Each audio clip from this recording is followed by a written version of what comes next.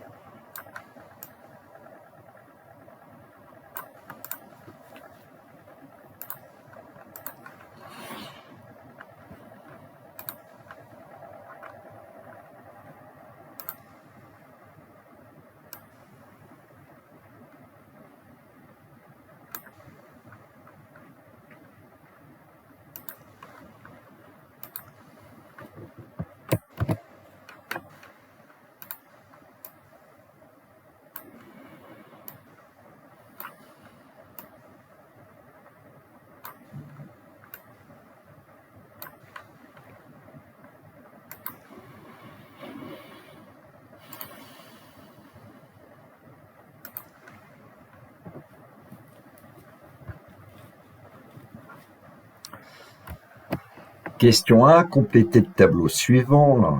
On a une sorte de modèle avec la première ligne qui est complétée, le point A de coordonnées 4, 3, donc le vecteur A c'est 4 vecteurs U plus 3 vecteurs V, et puis le complexe ZA c'est 4 plus 3I, donc on va travailler avec OB maintenant, donc le vecteur OB, et bien ici c'est moins 2U plus moins 2 vecteurs U plus 0 vecteur V. Évidemment, ça nous donne ZB égale moins 2 plus 0i, a priori. Bon, en général, on écrit moins 2. Alors, pour le point C, de coordonnées 0, 4, donc le vecteur OC, 0 vecteur U, qui donne le vecteur nul, plus 4 vecteurs V. Bon, je pourrais dire que c'est 4 vecteurs V, Comme tout à l'heure, j'aurais pu dire que c'était moins 2 le vecteur U. Donc pour ZC, eh bien on va obtenir 0 plus 4i, qu'on écrit en général 4i. Bon, ici, on a des cas particuliers. Hein.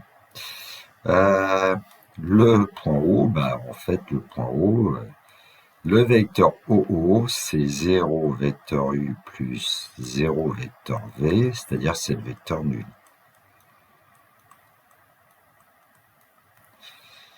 Et donc, l'affixe du point O, c'est 0 plus 0i, c'est-à-dire ce qu'on note 0. Voilà pour la question 1. Bon, vous aurez un tableau plus propre, évidemment, dans le corrigé que vous voyez là. La remarque que j'ai faite tout à l'heure oralement, je vais le faire avec le vecteur OA. Donc, vous avez le vecteur OA qui s'écrit 4 vecteurs U plus 3 vecteurs V. Et donc, comment on obtient ZA? Quasiment, on remplace le vecteur U par 1 et le vecteur V par petit i. Voilà, et du coup, on écrit évidemment 4 plus 3i.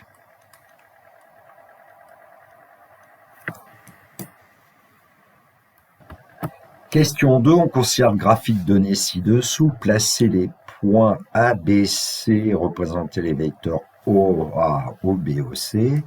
Alors, j'en profite pour vous dire comment on notera maintenant aussi les points A, B, C. On pourra dire que A pour A fixe 4 plus 3i et écrire A et entre parenthèses 4 plus 3i. Donc B moins 2 et C 4i. Alors, pour le point A, 1, 2, 3, 4 ici, on est à 4, et puis on monte de 3, donc on a le point A, et si on veut représenter le vecteur OA, et puis on met deux petites flèches, hein. Ça c'est le vecteur OA.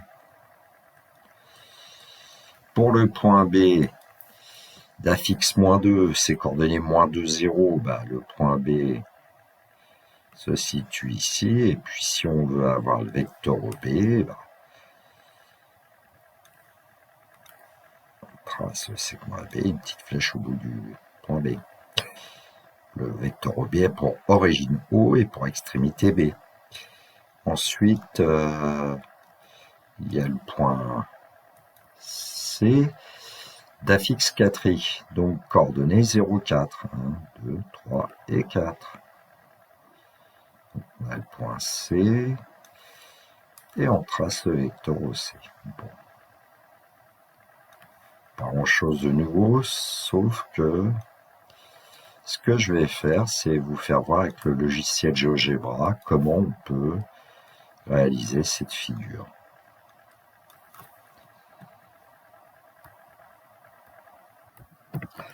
Bon, voilà une figure, en fait, où vous voyez que j'ai déjà mis le point O et puis le vecteur E et le vecteur V. Alors, je vous montrerai tout à l'heure comment on peut mettre les flèches pour avoir une belle figure. Alors, dans la barre de saisie, il suffit de taper A égale 4 plus 3 fois I. Et GeoGebra va comprendre que, voilà, c'est le point A qu'il place. Pour lui, pour GeoGebra, un nombre complexe ou un point, c'est la même chose, en fait. Donc voilà notre point A, et puis on va représenter le vecteur OA. Alors je vais colorier en bleu. Et j'aime bien les couleurs en bleu. Et puis dans la légende, donc dans Basic Légende, alors il faut taper du LaTeX.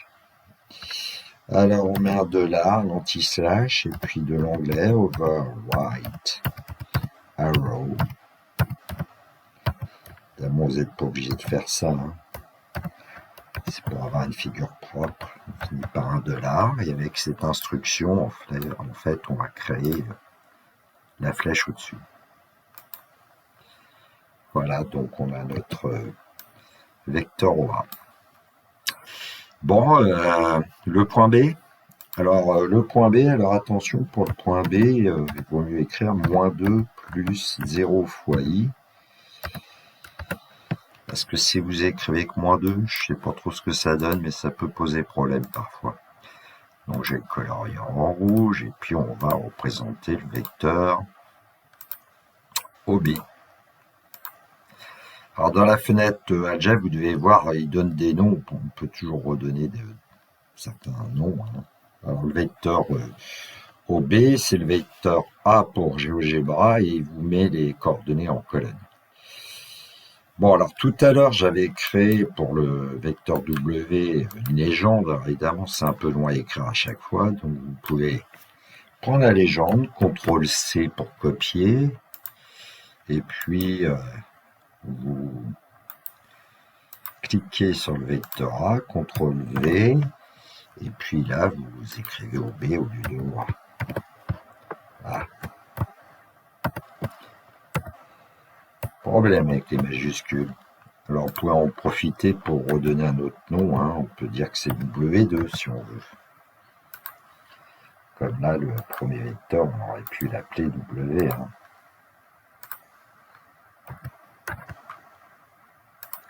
Bon, il nous reste le point C à placer et puis le vecteur OC. Donc, le point C, ben, dans la barre de saisie, on écrit C égale 0 plus 4 fois I. Et puis, on va représenter le vecteur OC. Je mets juste un peu de couleur. Donc, vecteur OC, au fait, on peut très bien écrire dans la barre de saisie W3 égale vec. Et vous avez même, vous voyez, parfois une aide. Alors, vecteur point de début, point de fin, bah, on va mettre O, on va mettre C. Voilà une autre façon de créer le vecteur OC. Parfois d'ailleurs, il y a des petits blocages avec GeoGebra et il vaut mieux utiliser la barre de saisie, donc connaître les instructions. Vous avez notamment une aide saisie à droite tout en bas, aide saisie. Et puis vous avez toutes les commandes, la 3D, l'algèbre. Alors vous cliquez sur moins pour voir des choses. Vecteur et matrice, par exemple, vous pouvez calculer le déterminant d'une matrice, enfin, plein de choses qu'on peut faire. Vous cliquez sur le point d'interrogation, bon, vous avez donc une figure. Alors à l'écran, bah, la figure qu'on vient d'obtenir, sauf que j'ai mis une légende pour le point A, le point C et le point B, c'est-à-dire que entre parenthèses, j'ai indiqué l'affixe des points. C'est quand même plus joli que ce que j'avais fait tout à l'heure. Approche numéro 2 à propos du nombre i. Le plan est muni d'un repère orthonormé direct O, vecteur U, vecteur V. Alors on dit que le point U est associé au complexe 1 plus 0i égale à 1. Le point V est associé au complexe 0 plus 1i égale i. Le point U' est associé au complexe -1 plus 0i, c'est-à-dire -1, et le point V' est associé au complexe 0 plus -1i, c'est-à-dire -i. Et puis on considère la rotation de centre O et d'angle π/2 dans le sens direct, c'est-à-dire qu'on se tourne dans le sens inverse des aiguilles d'une montre. Et on considère que multiplié par i revient à tourner autour du point O d'un angle de π/2. Alors question 1, compléter. Alors au départ c'est avec la transformation R, la rotation, et puis ensuite c'est avec des nombres. Donc la figure nous permet de voir un peu ce qui se passe. On a le point U d'affixe 1, le point V d'affixe I, le point U' d'affixe -1, le point V' d'affixe -i. Bon. Et puis deuxièmement, recopier, compléter, on est amené à dire que i carré égale, i cube égale, i puissance 4 égale. Alors vous allez me dire avec la leçon 1, vous savez les réponses, mais on va voir qu'avec cette figure géométrique, on comprend très bien ce qui va se passer pour les puissances de i. Alors, question 1, complétée, donc par la rotation R de centre O, le point U, lui, va venir se placer au point V. Le point V va venir se placer au point U', et le point U' va venir se placer au point V'. Et puis ensuite, le point V' aura pour image le point U. Bon, la multiplication, 1 multiplié par I, ça donne I. I multiplié par I, ça donne I au carré. Multiplié par I au cube. Multiplié par I, I puissance 4. Bon, sauf que là, avec la figure, on devrait pouvoir deviner un petit peu ce qui va se passer pour I carré, I cube et I puissance 4. Question 2, recopier et compléter, on est amené à dire que I carré égale I cube, I puissance 4, et voilà ce qu'on va pouvoir dire de I carré, par exemple. I carré, c'est la fixe du point U', mais le point U', il a aussi pour affixe moins 1. Voilà.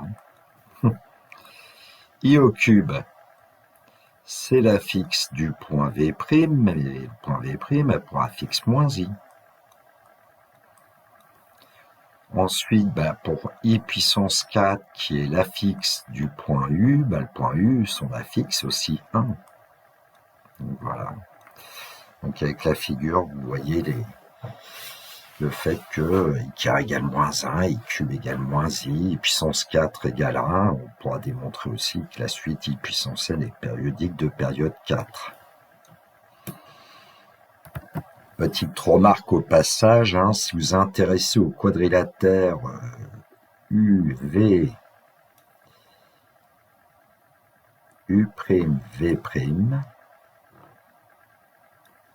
quand je demandais à mes élèves en terminale scientifique, ils me disaient « Monsieur, c'est un losange, mais en fait, c'est un carré. » On pourrait le démontrer. U, V, U', V' est un carré.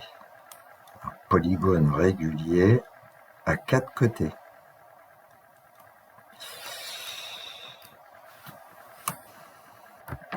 Approche numéro 3 qui va être une approche plus théorique. Le plan est muni d'un repère tout normé direct, O, vecteur U, vecteur V. Alors le vecteur W de coordonnées x, y est associé au nombre complexe z égale x plus y. Évidemment, x et y sont des réels ici. Le vecteur W' de coordonnées x', y' est associé au nombre complexe z' égale x' plus y'. Alors, question A, donner les coordonnées du vecteur W plus W', vu en seconde, on va vu en première. Petit b, en déduire le nombre complexe associé au vecteur W plus W'.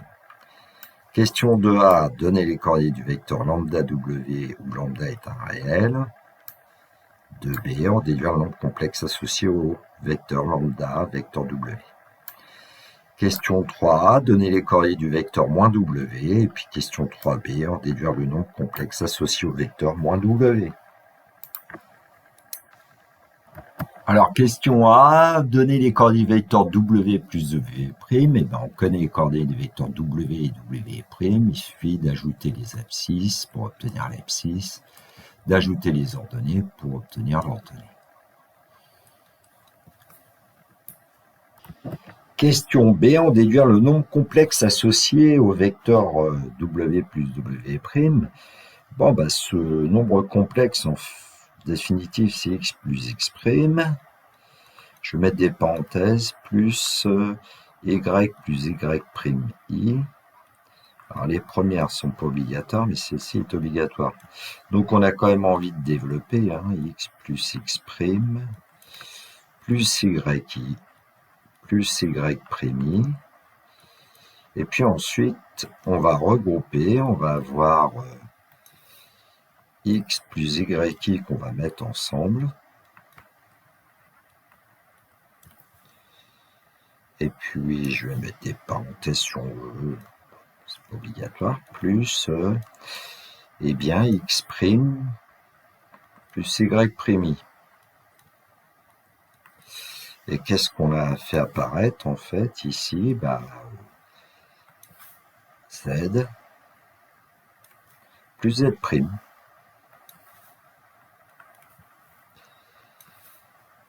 Et donc, l'affixe du vecteur W plus W', c'est Z plus Z', où Z était l'affixe du vecteur W, et Z' l'affixe du vecteur W'. On peut ainsi écrire une propriété, si le vecteur W a pour affixe Z et le vecteur W' a pour affixe Z', alors vecteur W plus vecteur W' a pour affixe Z plus Z'. L'affixe de la somme de deux vecteurs, c'est la somme des affixes de ces deux vecteurs. Question A, donner les coordonnées du vecteur lambda W où lambda est un réel. Alors nous, qu'est-ce qu'on sait? On sait que le vecteur W a pour coordonnées x et y. Il a d'ailleurs pour affixe z. Et donc lambda W a pour coordonnées lambda x, lambda y. Petit b, en déduire le nombre complexe associé au vecteur lambda W, eh bien lambda W, son affixe, c'est lambda x plus lambda y. Évidemment, on va mettre lambda en facteur, et on obtient lambda facteur de x plus y, c'est-à-dire lambda z. Donc, l'affixe du vecteur lambda W, c'est lambda z.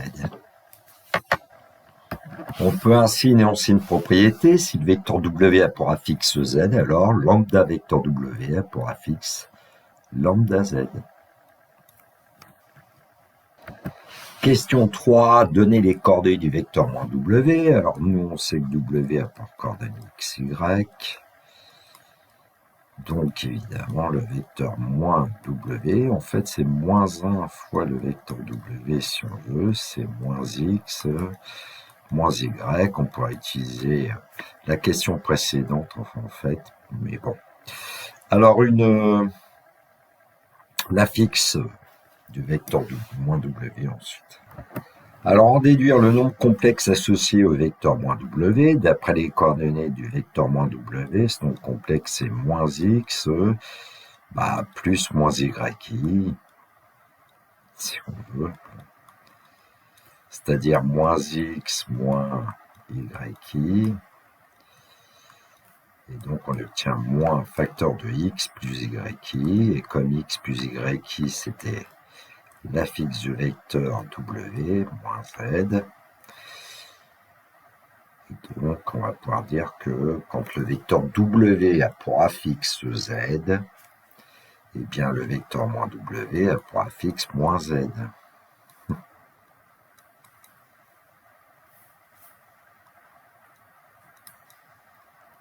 Comme ça.